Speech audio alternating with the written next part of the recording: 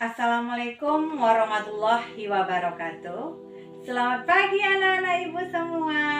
Semoga anak-anak ibu selalu dalam keadaan sehat.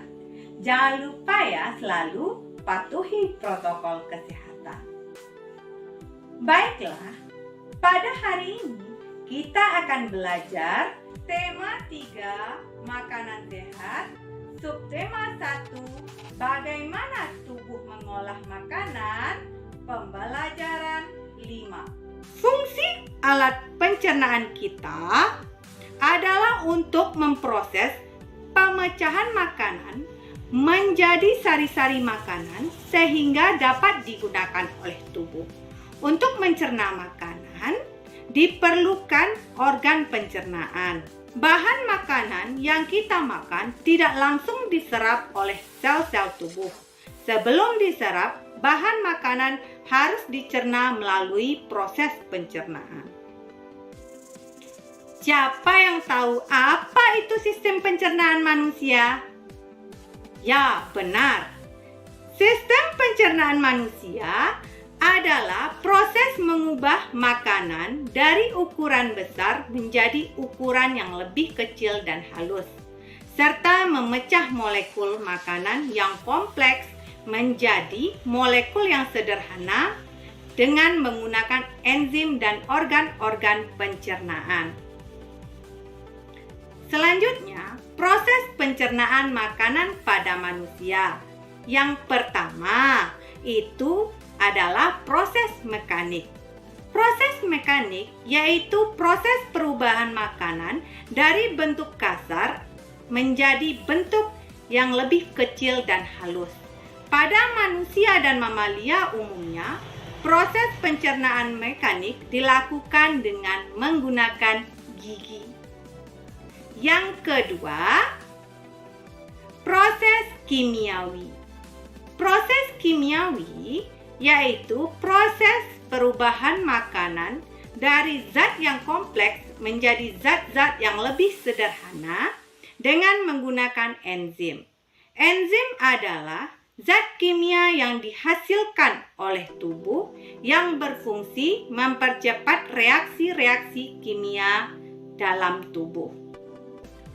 Mulut adalah awal dari saluran pencernaan. Faktanya, proses pencernaan manusia dimulai bahkan sebelum proses menggigit. Kelenjar ludah menjadi aktif saat seseorang melihat dan mencium hidangan makanan. Setelah mulai makan, mulut akan mengunyah makanan menjadi potongan-potongan yang lebih kecil agar mudah dicerna. Air liur pun bercampur dengan makanan untuk mulai memecahnya menjadi bentuk yang dapat diserap dan digunakan tubuh. Saat menelan, lidah memasukkan makanan ke tenggorokan dan ke kerongkongan. Yuk, kita lihat gambar berikutnya. Gambar apa ya? Ya, benar sekali. Ini adalah kerongkongan. Kerongkongan terletak di tenggorokan dekat trakea. Kerongkongan akan menerima makanan dari mulut saat proses menelan. Epiglotis adalah lipatan kecil yang terdapat di tenggorokan saat seseorang menelan untuk mencegah kejadian tersedak. Ketika makanan masuk ke tenggorokan, serangkaian kontraksi otot di dalam kerongkongan yang disebut peristaltik mengantarkan makanan untuk menuju ke perut. Tetapi, pertama-tama otot mirip cincin di bagian bawah kerongkongan yang terlebih dahulu untuk membiarkan makanan masuk. Sfinkter kemudian berkontraksi dan mencegah isi perut mengalir kembali ke kerongkongan. Yuk kita lihat gambar berikutnya. Ini adalah gambar lambung.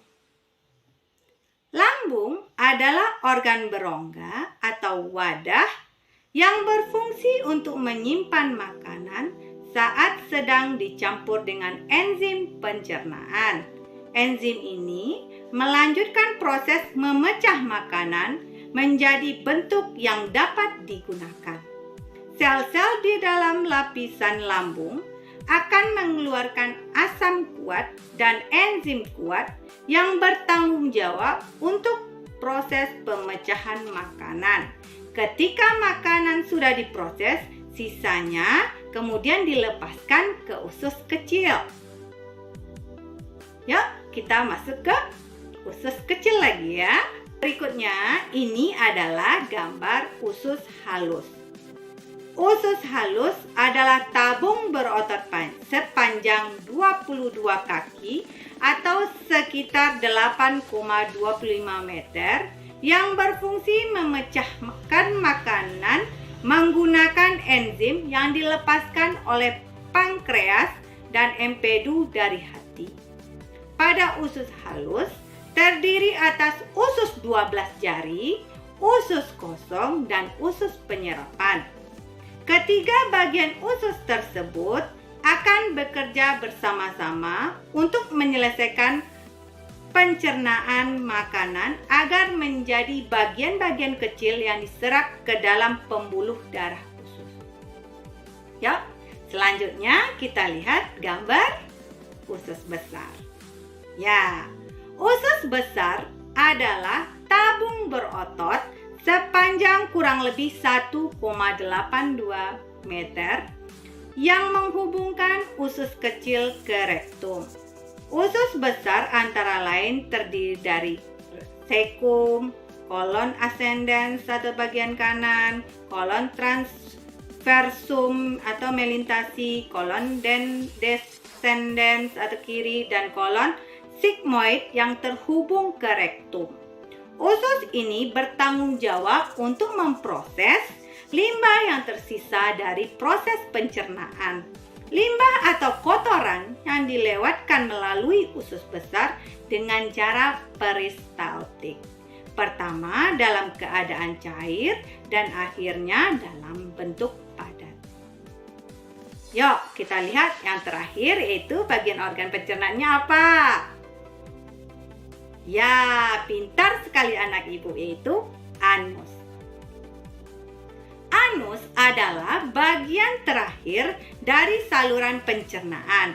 Organ ini berbentuk saluran sepanjang 2 inci atau 5,08 cm yang terdiri dari otot-otot dasar panggul dan 2 sphincter anal, internal dan eksternal. Anus dikelilingi oleh otot-otot sphincter yang penting dalam memungkinkan mengontrol pengeluaran tinja. Otot dasar panggul menciptakan sudut antara rektum dan anus yang dapat menghentikan tinja keluar ketika itu tidak seharusnya. Sphincter internal selalu kencang kecuali ketika feses memasuki rektum. Hal ini berfungsi agar seseorang bisa mencegah BAB tanpa disadari ketika tidur atau tidak menyadari kehadiran feses. Demikianlah pembelajaran kita hari ini. Semoga ilmunya dapat bermanfaat ya. Terima kasih. Sampai jumpa lagi. Assalamualaikum warahmatullahi wabarakatuh.